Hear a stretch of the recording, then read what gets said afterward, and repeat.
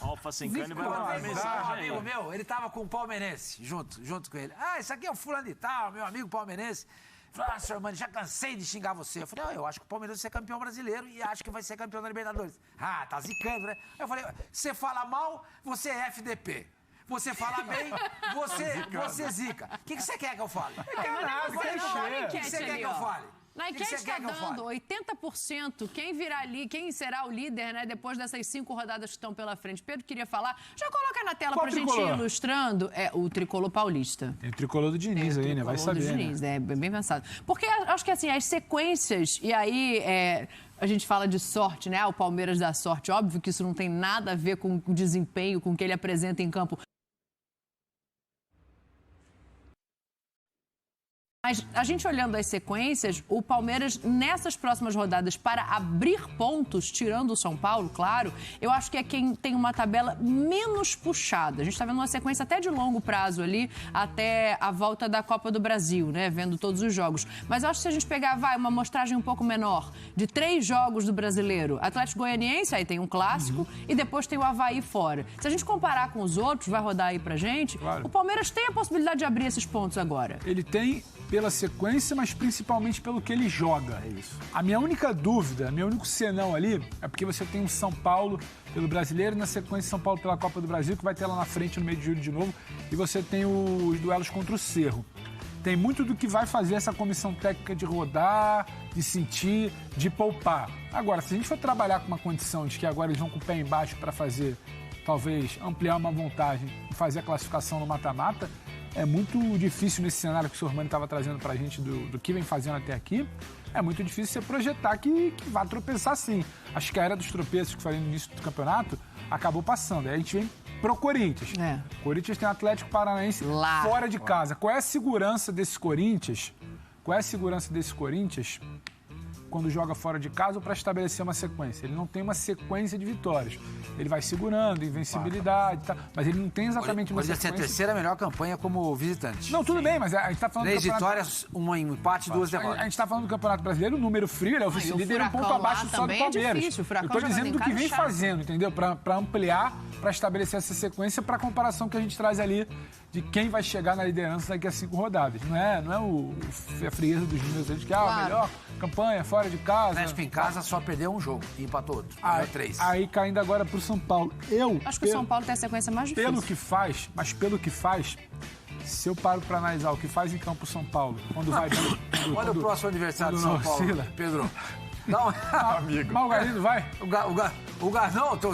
O São Paulo já fretou um jatinho para levar o Galindo lá pro Newton Santos. Não estão sabendo? Tá querendo. E aí, hotel de 7 estrelas. A minha dúvida do São Paulo é a oscilação, porque quando tá com bola, quando joga a bola, vai bem. Vai muito melhor que o Corinthians. Aí é corrigir a oscilação. Então você tem um Corinthians que não é seguro, um São Paulo que ainda oscila, e um Palmeiras que, escalado e focado na competição, para mim tem muito mais condição de fazer esse resultado. Então, acho que explica a confiança do fã de esporte ali na enquete, quase 80%. É a sequência, capitão? Quero ouvir vocês também para o Palmeiras abrir esses pontos de vantagem, porque eu entendo que se o Palmeiras abrir esses pontos de vantagem... Claro, né? O futebol a gente sabe que se modifica muito rápido, mas com essa sequência que a gente está vendo hoje de desempenho dos clubes, se o Palmeiras abrir é muito difícil. Eu acho que é muito baseado no que o Palmeiras apresenta. Os adversários, a gente pode colocar aí tirando o jogo do São Paulo. Até contra o São Paulo, o Palmeiras é favorito, né? Também acho. Mas quando você olha para o Palmeiras, o mecanismo de jogo, né, a concentração, enfim, a maneira como o Abel arma os seus times, é difícil você colocar um adversário no Campeonato Brasileiro que o Palmeiras não seja favorito. Então, assim, eu acho que tem fundamento, né? Você olhar para as 5 próximas rodadas e imaginar que o Palmeiras não vai ser o líder. Eu acho que isso vai acontecer. Aí vai se basear muito no que o Corinthians e o São Paulo, principalmente, apresentarem, Dani. Eu acho assim, com relação ao Corinthians, por exemplo, o Vitor Pereira, não digo ele achar um time base, mas ele mexeu um pouco menos na estrutura do time. Corinthians é um time que não tem um padrão definido, um mínimo padrão. O Corinthians é um time que joga com uma linha de 4, com um volante, que joga com uma linha de 3, 2 volantes. O Corinthians é um time que em muitos momentos abdica do ataque, né, para se fortalecer na defesa.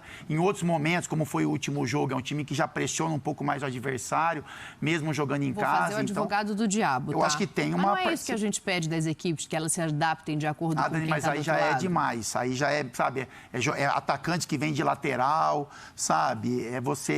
Funcionou para o Corinthians em alguns momentos, mas assim, é você abrir mão do jogo na maior parte do tempo, mesmo com a vitória. Eu acho que o Corinthians pode mais. Eu acho que o Corinthians pode render mais. O Corinthians precisa de algumas peças. Então, a gente fala que o Corinthians precisa da volta do Fagner, mesmo o Rafael estando jogando bem. O João Vitor, né, restabelecendo a posição na zaga. O William retornou no último jogo, foi muito bem. Então, passa também pelas peças, mas eu acho que também passa numa estrutura um pouquinho mais definida com relação ao treinador, que é bom treinador, mas eu sinto falta um pouco disso. E o São Paulo é em cima do que o Pedro falou, né? É uma incógnita, porque o São Paulo é um time que oscila demais. Não oscila nem de jogo para jogo. Não, é dentro do jogo, de né? tempo para tempo. Então, o São Paulo ele começa muito bem, depois ele tem uma queda de rendimento. O São Paulo, no último jogo, começa muito mal e depois acha um gol, consegue se estruturar. Também, né? Exatamente. É isso daí também. Eu ia terminar com isso. Eu ia terminar com isso. Exatamente. O Rogério também tem participação. Ele destrói o São Paulo no jogo contra o Corinthians. É isso. Ele sai jogando errado com 3 zagueiros nesse jogo passado. Desculpa, contra quem foi mesmo?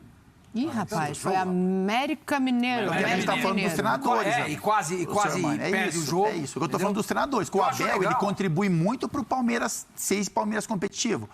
A estrutura, as modificações. Então, o Abel tem muita importância, tem muito papel nisso. Eu acho que o Vitor Pereira e o Rogério, mesmo, né, tendo um elenco, não sei, um pouco menos qualificado, times que estão sendo montados, por exemplo, tem uma base sólida e pronta, mas eu acho que também tem contribuição aí do Rogério e do Vitor para que o Corinthians e São Paulo continuem próximos do Palmeiras, desse brasileiro. Isso que você fala, acho que tem a ver com o entendimento, Rogério. O Rogério é bom treinador. O Rogério sabe o que ele quer, o que ele faz, o que ele trabalha. Acho que tem a ver com o entendimento. Ele estava mudando demais. Aí ele é um radical. Opa, estava mudando demais, não estava dando certo. Eu paro de mudar. O time estava mal, eu não mudo porque eu estava mudando demais. Então, é um equilíbrio. Eu acho que em algum momento ele vai achar esse equilíbrio. O Rogério é um técnico em formação. Às vezes a gente tenta julgar como se fosse um cara de 15 anos. Eu acho que ele pensa demais. Eu acho muito saudável isso. Mas você sabe... Ele pensa demais e ele procura essas soluções... enfim, soluções, né? Para determinados jogos, antes, durante a partida. Ele é o fundamental. Ele pensa fora da caixinha. Mas para mim ele é o fundamental. Ele faz o time jogar. Mas ele paga, por ser ainda novo na profissão... Ele vai pagar, eu acho. Ele está pagando caro algumas coisas que ele faz. Fala, Isa. Não, que eu acho que isso é válido nesse sentido. Eu gostaria que ele permanecesse dessa forma. Você adquire... Só tem que dosar, né? Ele vai aprender batendo ali, né, Zé? Mas aí eu falo o seguinte, qual é o limite dessa... vamos dosar. Quando? Como é que você sabe? Porque é o seguinte... Sei lá, de repente, que você ganhando um jogo, não fazer 3 alterações no intervalo, 4, não, isso tudo bem, mas o que eu quero dizer é o seguinte, que às vezes você atinge uma experiência e essa experiência faz com que você breque a tua evolução. A vida é uma evolução constante. O que você faz hoje aqui, você repete amanhã, mas depois de amanhã, o que você fez esses 2 dias, ela não serve. Né? Então, se não serviu para o Corinthians aquelas 3 substituições, pode ser que um dia ou outro, essas 3 substituições, ela possa servir. A gente não tem Foi um aprendizado ali nesse jogo, né, Zé? Não, mas o que eu quero... Aquilo ele aprendeu que ele vencendo o jogo, ele tem que entender a movimentação do adversário para fazer a dele. Ele pensou antes, né? Ele pensou, o Corinthians vai fazer uma movimentação, eu já vou antecipar. E aí ele anteviu algo que não aconteceu. Mas ele está botando a cabeça para funcionar. O que eu quero, isso é válido, o que eu quero dizer sempre, assim, que eu acho que às vezes nós falamos assim, que a experiência, você tem experiência para fazer com que você evite determinadas coisas.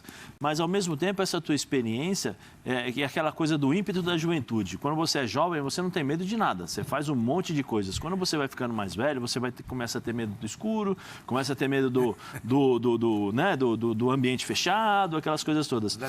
Andar de bicicleta. Quando eu falo Tem sobre... medo de quê, Zé? Não, mas é novo ainda, tem medo de nada. Ainda. Não, eu tenho medo sim. Já tem experiências na vida. Eu te falo, de avião eu tenho medo. É mesmo? Eu tenho medo. Mas, assim, o que eu quero dizer é que, às vezes, nós atingimos um ponto da experiência que faz com que a gente breque determinadas coisas. Eu vou dar um nome que talvez você não queira falar sobre isso, mas eu acho que isso aconteceu com o Vanderlei. Eu acho ele exímio, né? A história dele não se contesta, mas eu acho que em determinado momento ele achou que ele não precisava mais aprender. Não, mas eu nem tava pensando Isso aconteceu nisso, com vários treinadores, não, Dani. mas eu tô Mas isso aconteceu com vários treinadores dessa geração. Eu tô falando Eles achavam que não precisava mais aprender. Seu modelo. Não, então, mas eu tô falando justamente para que o Rogério não deixe isso, sabe, se apagar. Porque eu acho que é interessante a vida é uma constante prova. É que eu falei, contra o Corinthians não funcionou. Mas pode ser que contra, sei lá, contra o Palmeiras, contra o Avaí, contra o Fluminense, possa funcionar, a gente não sabe. Né? Nem o Rogério sabe, porque ninguém tem as movimentações corretas. Eu faço isso aqui, isso é o correto. Hoje é o correto, amanhã eu vou fazer a mesma coisa, não deu certo. Né? É porque nós temos esse hábito, especialmente no futebol, porque nós somos tratados de uma certa forma, né? Eu falo quando nós, porque eu me incluo nisso. Sim, dentro do período que eu joguei, você é tratado de uma forma em que dificilmente alguém vai chegar para você e vai falar que você errou, que você acertou, a não ser a crítica. A não ser a crítica, quando o cara assiste, quando o cara vê, aí ele vai se sentir, não, é verdade, o cara tá falando, não, ele tá exagerando. Porque o jogador de futebol assiste programa de futebol, lê jornal, ele é abastecido muitas vezes de informações, o treinador também é boleirão, né? Porque o treinador gosta do que falem para ver se realmente fala, para depois ele vir e confrontar o jornalista na próxima. Tem tudo isso. Esse jogo, isso é válido.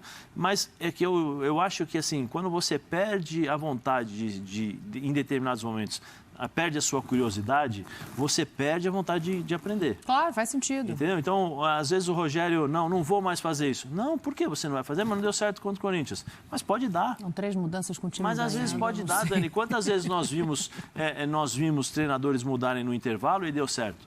E porque quantas vezes... Quando você tem em desvantagem, né? Não, ele tinha vantagem no jogo, ele não precisava mexer. Mas eu estou dizendo, mas quantas vezes nós também vimos treinadores... Esse último jogo do São Paulo também, ele opta em colocar o Pablo errado. Como terceiro zagueiro, não funciona. Ele arriscou de perder. Ele fala, né, porque perdeu um jogador, mas depois ele acaba tendo a inteligência de arrumar.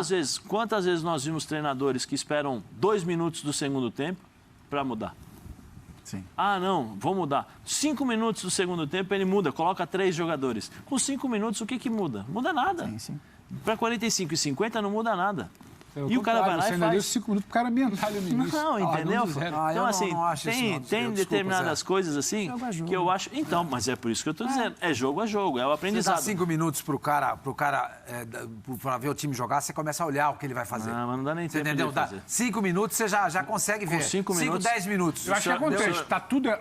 Acho que é por aí, é jogo. Tá tudo errado. Mexe. Vou dar 5 minutos para quê se eu sei que eu tenho que mexer? Exatamente. Agora eu entendo o seu Armando quando fala assim, tô na dúvida se ele vai responder, se ele vai fazer o jogo do São Paulo. Esse jogo do Corinthians, ele imaginou que o Corinthians ia fazer um movimento. Para ver se vai encaixar. Mas não estou dizendo do jogo do São Paulo. Entendeu? Não estou dizendo do jogo do São Paulo, seu Samuel. Estou dizendo dos treinadores que...